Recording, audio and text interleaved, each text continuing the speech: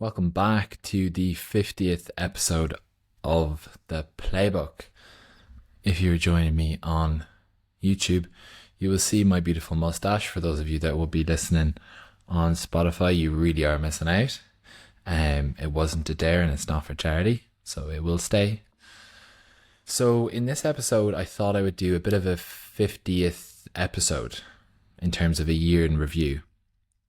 A recap of what I've learned over the past year, what I've learned from 50 episodes, what I've learned about myself, what I've learned about podcasting, and what I've learned about kind of where I currently am in my life at the moment. So I think it's really important for people to have some sort of a practice of like a check-in of, okay, this is my yearly check-in, this is where I am currently, so that you can reflect upon.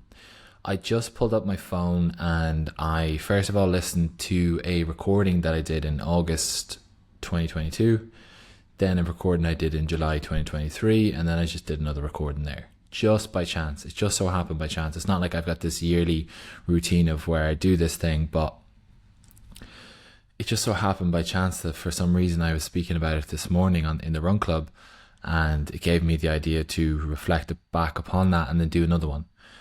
And this was based off a conversation that I had with somebody in the run club talking about the biggest benefits that I've found from setting up a podcast over the last 12 months. I will get into that, kind of the specifics of what I learned. And last week and then today, I pulled up the first episode and the second episode of the playbook. It was then called the Dubai Real Estate Playbook, and I listened to the episodes in terms of, the things that I was saying, how I was speaking, and I quickly noticed that there was a lot of this, and then I was telling stories so slowly, just like that. And I remember, I think I was reading off a script at the time, but I was thinking so hard about speaking that it was slowing down actually speaking. I was thinking so hard about the next thing to say. I wasn't speaking like a normal human would, but I had a lot of it kind of pre-scripted and kind of down on a notebook of like the things that I was going to speak about. And I reflected upon how bad it was and how badly it sounded. And it kind of put the whole thing in perspective for me. Like, some people that might listen, or somebody who I spoke to recently said that, oh, you're just a natural or whatever. It's not like I've ever assumed that I had pretty good abilities when it came to podcasting or speaking or formulating my ideas into sentences. But he said, you're a natural. And I laughed and I was like, okay, if you do a habit, if you do one thing for an hour thereabouts every single week for a year, you're going to get pretty good at it. And that's what I found from podcasting. I always say that everybody should have a podcast. It's not necessarily to have the biggest podcast in the world. It's not necessarily to compete with the likes of Chris Williamson or Stephen Bartlett or Joe Rogan. It can only be for yourself. Like, all I'm using at the moment is a MacBook, a microphone that cost about 200 dirham, and that's you set. Like, when I was doing podcasts with Liam, then we were using a camera, 2 mics. That's when it gets a bit complicated. But there's no barrier to entry when it comes to online podcasts. Obviously, there is a bit of an issue when it comes to actually building a connection with somebody you're having an interview with. But there's really no barrier to entry. And I suggest that everybody should have one. I think everybody's got unique interests in lives, and it shouldn't be left to those who have the biggest platforms or those who are the celebrities or social media influencers that should have this access to podcasting. It should be something that everybody should do. And if you're listening to this and you're thinking that you're interested in setting up a podcast, or it's something that you've thought about, or you put some time and thought into thinking about what you would do, then do it. Like, fuck it, seriously, do it. The first episode's going to be shit. The first 5 are going to be probably shit too. Maybe the first 10, like, Maybe. After that, you'll get into a better rhythm and you'll start speaking about some of the ideas you're speaking about on the podcast with other people. Slowly but surely, you'll be able to rep out the kind of the whole routine of formulating ideas, sitting down in front of a camera, speaking. And after a short period of time, the noticeable difference will be huge. And I've taken away a lot from the last year. When I was listening to the voice notes that I had done, so I, on my phone, have in the voice memos kind of check-ins. I didn't necessarily mean for it to be once a year, but it just seems like that it happened that way. And this is just a verbal diary for me to go back to at certain points and kind of reflect upon where I was in that period of my life, the issues that I was having, the things that were stressing me out, the things that I needed to focus on, what I thought was important at that time was completely different to some of the things that I listened to. When I listen to them now, I'm like, okay, that was absolutely illogical. That was so stupid. Why was I stressing about that? I can't believe I was preoccupying my time with some of those issues when they really, in the grand scheme of things, really weren't that important. And I look back and I'm like, okay, I can't believe that those are the ideas that I had, or that's what I told myself I wanted to do. Same goes for the podcast, but I definitely recommend having some sort of verbal voice note diary that you keep and reflect upon, because it's been absolutely a game changer for me. And when I was listening to it today, the one that I was listening to was July 2023. July 2023 was when I just decided that I wanted to set up a podcast. Before I even had recorded an episode, and this was kind of when I was living in Alfrajan. I was living in a studio. I was still as an agent, still a leasing agent. I closed 14 rental deals and nothing really was going on outside of that. I was quite lonely, didn't have any friends outside of work. There's nobody who I really connected with other than the men's circle, but nobody that I really kind of set aside time to meet up with outside of work. No real quote unquote friends. So completely different time of my life. And that was 12 months ago.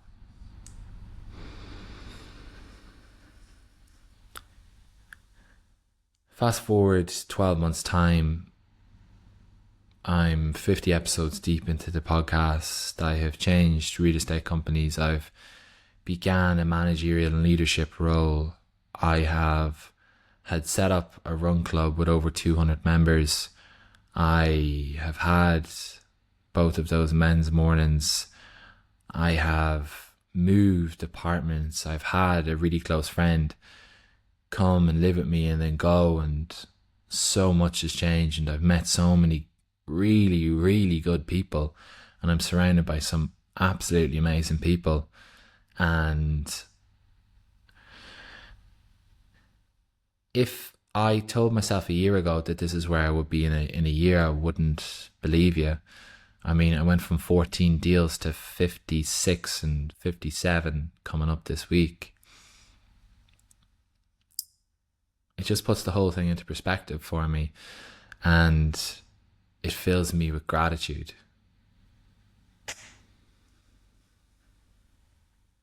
So much so. And this is something that we done, this is something that we focused on in the men's morning when we were doing our breath work, was that feeling of gratitude and soaking in the things that you're grateful for. And it resonated with a lot of people, because I think that feeling of gratitude will overwhelm you, and it will take over from any of the issues that you might be lamenting about in the past, or any of the issues that you might be conceiving would be potential in the future. It takes you away from the past and the future, and placing your emotions and your fears within that, and brings you back to the present moment. This is something that I touched on with Manel, the last podcast guest, was that present moment, the here and now, based off the fact that I'm reading a book called The Power of Now, which was definitely aligned with what I needed to read at that time. Going forward, I'm going to be trying to focus and only read the things that are front of mind in the sense of, okay, what's my problem? What issues am I facing? What things do I need to understand? Okay, let me read a book about it. And for me, that's what the power now is. Not fearing about the future. Not fearing about, okay, what is my path? What am I destined for? What is my true calling in life? What is my purpose? What's my future going to look like? Will I be successful? Am I wasting my time here? What am I doing? Should I be working harder? Should I be in a different field? Should I be pursuing this thing or that thing? Or should I be investing my time here or in there? And all that is just so unimportant. All of that is noise. All of that is just not being in the moment, not being present, not being in the now. Because there is nothing outside of the now. Everything that happens before this sentence is a memory, and everything that is going to happen is my perception of events based off my previous experiences. And this has been so important for me because it can be quite easy to get caught up in the here and in the whole buzz, especially in this city. It can be so easy to get caught up in the noise. It can be so easy to go through social media and scroll through the reels and see all these motivational videos about people talking about the things that they've done, they're going to do, the audience, the subscribers, the views, and then instantly making you feel like that you're not doing enough, you're not working hard enough, you haven't done enough things, you're 24 but you're still behind. All of that. I think there's two camps of people, well probably three, but two main camps of people when it comes to this thinking or coming to this, the things that preoccupy their mind. The camp in which that lament about the past and are stuck in the past and talk about the problems that they've had and the issues that they've faced and why it's different for them and the issues and the trauma that they've had in the past, and pointing to all these things as the evidence as to why they aren't where they need to be, or wishing that they'd done this differently or done that differently. The other camp of people are people who fear about the future, wonder what will be or what might be, or ideas or all that, what I just previously spoke about. I definitely would be kind of in the future camp completely. Like I'd say it's 90-10, maybe 95-5 in terms of the future. I don't really pay much attention to the past. I don't really place any kind of regret in the past, because I find that useless. I don't understand it. I do, however, put fear in the future. I do, however, think about all the ideas that I'm going to have and things I'm going to do and all this, and like I could do this or I could do that, or like what will it be, or what will my future look like? Will I live in Dubai? Will I be in Australia? Will I be selling coconuts on the beach? What will I be doing? It's as unimportant as lamenting about the past. And I need reminders of that. And looking back on the podcast episodes and looking back on the things that preoccupied my mind, then I can get a good idea of, okay, I thought the things that I was worrying about back then were really important. In the grand scheme of things, they weren't important. Fast forward a year, in 2023, those things weren't important either. The stresses weren't necessarily that deep. Like they weren't as big as I kind of imagined them to be. So on that line of thinking, are the fears that I have, are the things I'm struggling with now, are the issues that I'm facing, that I blow up into these massive ideas of how important they are in a year from now, when I look back upon them, upon the same way I look back on my problems of 2023 and 2022. I assume I will.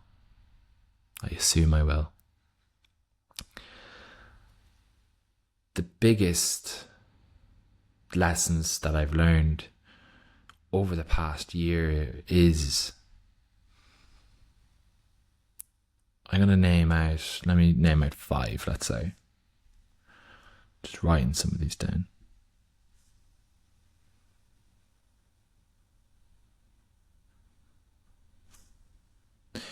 The first one is definitely, I'm writing it down because none of this is planned. The first one is the importance of connections.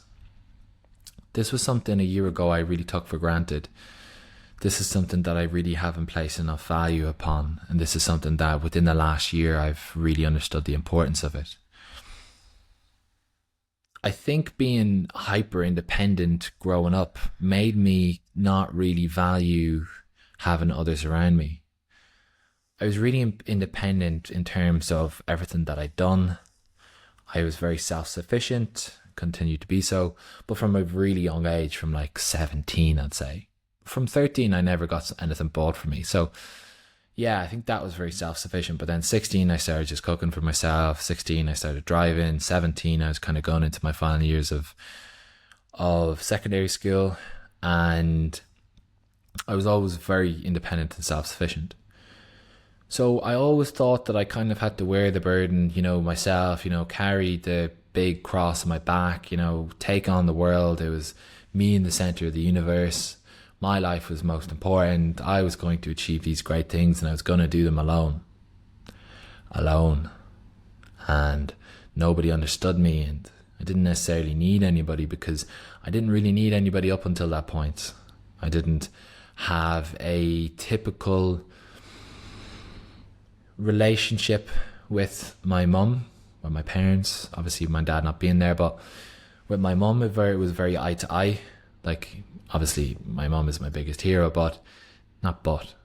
and growing up, like, it was very kind of self-sufficient, eye to eye, like we understood each other. She always says that it sometimes felt like we were just housemates. That's what she says, with my brother being back there at the moment. So I had kind of, up until that point, been very self-sufficient. So I thought, I don't really need anybody because I couldn't point to the counterfactual. Having said that, though, I have a twin. It's not like he's no longer here. I have a twin, and for 23 years of my life, I was side by side with him. So I think I used him as a crutch, as not being able to kind of get a larger friend group. But coming over here, I was up until about 6 months ago, very self-sufficient, very like, I don't really need friends. I don't really need a circle around me. I dictate my future. I dictate my thoughts. I dictate my feelings. I am not affected by the people around me. And a lot of that has changed. I mean, having a really close friend move over here made me realize that the journey is still going to be the same. I'm still going to do the same things. I'm still going to achieve the same things. I'm still going to have the same future. I'm still going to go into different roles, or I'm going to do what I like or set up my own things, but how it feels is completely different. And that's the most important part, how it feels. Both are the exact same in terms of the outcome, how I got there, the steps I took, the journey I was on, how it felt, how the journey felt, and how the journey feels is completely different. Because when you're surrounded by others, when you're surrounded by people who are in the same situation as you, in the same boat, going through the same things with the same issues and the same highs and lows as you, it makes you feel less alone. It makes you feel like you've got connection, that you can learn things from other people, that you can hold space for them and they can hold space for you whenever it is that you're facing some issues. Outcome still the same. How you got there, completely different. That was really important, and that only came through setting up something on my own. That only came through setting up the Run Club. That only came from me living with a guy who is really socially orientated or displays extroverted tendencies. So he really forced me to kind of come out of my box and meet with a lot of people. So that was massive. I think up until that point, I had just met people that I didn't really resonate with, people I didn't really align with. And it kind of tainted my view of Dubai and the people that I could connect with. That all changed. That all changed when I set up my own thing as well. Set up the Run Club, I mean. So now it's gotten to a stage where I've got a really good friend group around me, a core group of guys who similar age, similar past, not necessarily, but on similar paths and trying to achieve the same things and speaking about how the journey is along the way. That was a massive learning. And then I need to remind myself of it sometimes when on a Saturday night I'm thinking that maybe it would be more productive if I sat in and didn't socialise and was up bright and early on a Sunday morning, when in fact it could be actually more productive to go and meet my friends or go out for a meal or go out and visit some of them in their houses or whatever. So it's something that I'm still working on. The second thing I learned within the last year is the importance in doing difficult things. I'm going to speak about the physical because that's probably where the most learnings came from. It's really vital. It has been very important for me to test my capabilities and test what I'm actually capable to do. And this came in the form of, for the first time in October 2023, since COVID, I started running again. I started working with Mark, my twin, and he was training me towards a 10K and then a half marathon. And then, actually, first of all, it was a 5K, then it was 10K, then a half marathon. And slowly but surely worked my way up to a marathon in May. I learned so much about that, taking on that difficult thing, testing what I'm capable of, testing the upper limit, pushing the boat out. I derive so much joy and meaning from that, so much purpose within the gym, training and eating for performance rather than aesthetics, and breaking the barriers of what I thought I was capable of based off my previous experience, because I identified with somebody who was if left to their own devices, they would be quite lazy. I said this in a podcast like almost probably nearly a year ago in one of my first episodes. If I was left to my own devices, I would be quite lazy. That seemed quite logical for me to assume. But over the time of me training towards a marathon, I was shedding my limiting beliefs. I was shedding this previous version of myself that I identified with. And that completely broke the barriers of what I thought I was capable of, the stories that I told myself, the limiting beliefs that I had. And the only reason that I set up the Run Club was based off the fact that I was doing running anyways. If I didn't take on the difficult thing of deciding to train towards a marathon, I never would have set up a Run Club because I wouldn't be running. I might set up a reading club, I might set up a gym club, I might set up, I don't know, but it would not have been a Run Club. It would not have been. But because I decided to do something difficult physically, that new sphere opened to me. And that's where the idea grew. That's where the idea was born. So I think it's so important for me. That's one thing that I learned over the last year was that. I think probably other than that, in the last year, I learned how far I've come by being able to listen to those first episodes, by being able to listen to those voice notes in 2023. I've learned how far I've come and how much I've progressed within real estate, outside of real estate, self-developmentally, physically, emotionally, mentally, socially, everything, all domains. Without that proof, I wouldn't be able to understand how far I've come. Sometimes we trick ourselves into thinking, okay, the beliefs that I hold today are the beliefs that I held forever. The way that I speak to myself is the way that I speak to myself a year ago. The stories that I tell myself and of who I currently am are always the stories that I told myself. The inner context of my mind is how I have always been, and the way that I speak and how I speak has always been that way. However, I've got proof to show the contrary. I've got 49 episodes of what I was thinking in that current moment in time. And that's the beauty of podcasting. And that's the beauty of what I've learned. What I've learned is that it's really hard to measure unseen metrics. Seen metrics. Your weight. Here's what I look like. Or this is my weight before I go to the gym. This is my weight after I go to the gym. This is my weight before I start a diet plan. This is my weight after I start the diet plan, because it's a number. I can measure it. Same goes for physical appearance. This is what my body looked like before I started training for said thing, and this is what my body looked like after training for said thing.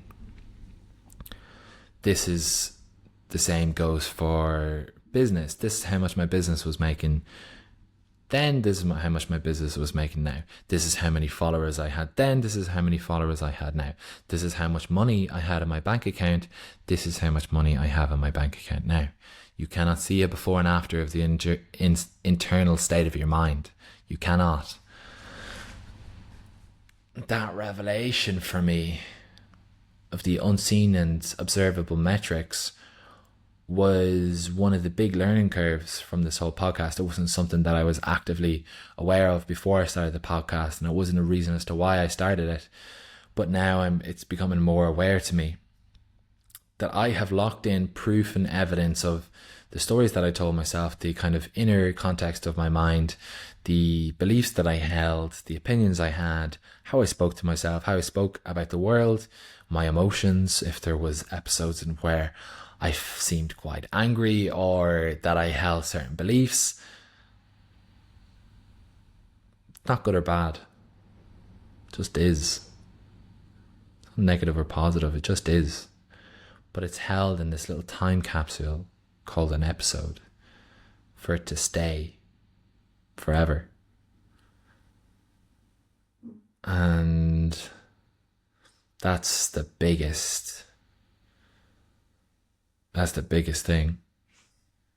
The before, not the before and after. I'm not going to say before and after, but the past and then the current context of my mind and my opinions and my beliefs. I've got before and afters of everything else. Why not have before and afters of this too?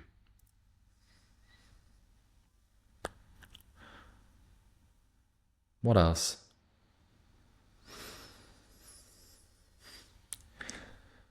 I learned over the last 50 episodes that a year ago, that it doesn't have to be taken so seriously, that I don't have to grip so hard, I don't have to bite down so hard, I don't have to apply anger and pressure and inner criticism to every situation in order for me to get through it. That I don't have to take it so seriously, that I don't have to be so hard on myself and demand the expectations and standards that I hold myself to. I'm laughing because I've realized it, but this still doesn't stop me from doing it. I mean, I still think I'm quite hard on myself and my standards are very high, but c'est la vie. Yeah, I think just not holding it so hard. That came from Liam. That came definitely from Liam. Obviously, he wants to achieve great things in life and is very aligned with me, but he doesn't grip down so hard on everything. And this can be very obvious in some of our episodes. Very, very obvious. It's kind of, it's probably, it's the same in real life. So, for me, it's just not that deep sometimes, but, I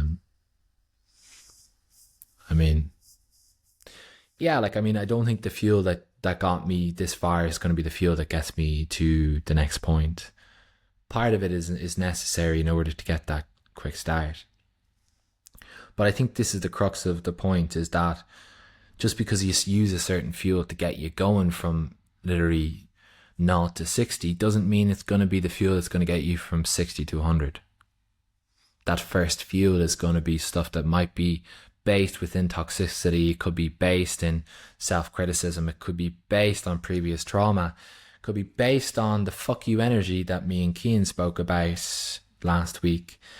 But it doesn't mean it's the fuel that's going to get you for the rest of your life. I don't think in your 50s or 60s you're going to be saying, you know, fuck you, I'm going to prove you wrong. I'm going to prove you it's all wrong.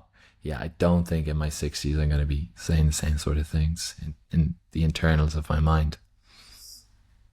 So just because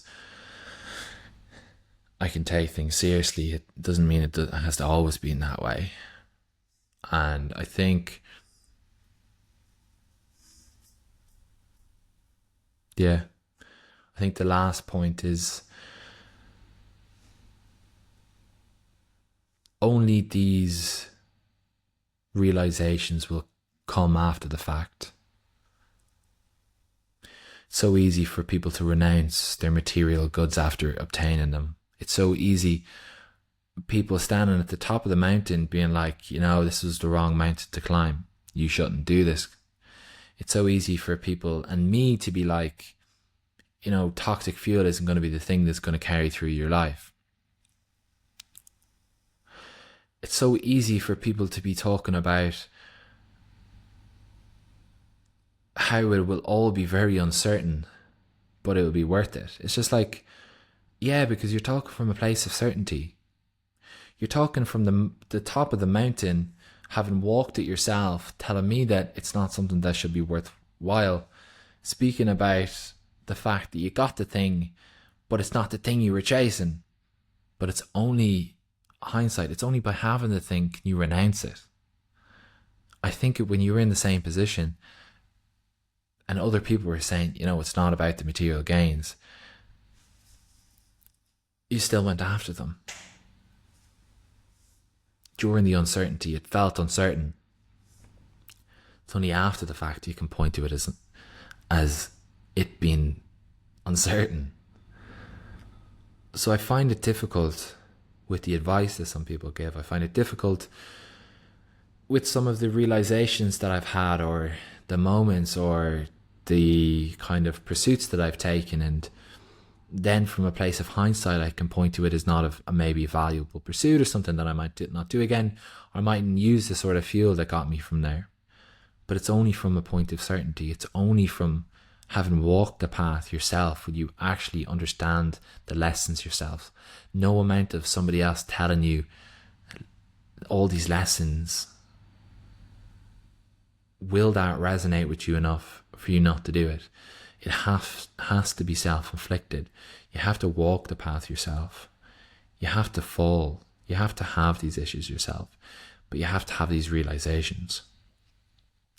You have to be self-aware to be like, okay, from the top of the mountain, maybe this wasn't the right mountain for me to climb. But at the bottom of the mountain, it's always going to look like that it's the right mountain to climb, because you're at the bottom. Anything looks all right. Anything. So that's massive. But I think the core value from pursuing these things, and there's no right or wrong. There's no wrong pursuits or wrong decisions. It's the things that you learn along the way and the lessons that you learn, because you don't know a decision was wrong or right until you made the fucking thing. It hasn't existed yet. It has not existed yet. Finally, I'll leave you with a bonus one. Finally, is that I think starting this podcast, on the first episode, I was speaking about why I moved to Dubai, why I chose real estate. I think the answer is that I don't know why. I don't know why I chose real estate. I think me trying to come up with an idea of why is just not useful. Where I'm going to go, I'm not sure. That's okay.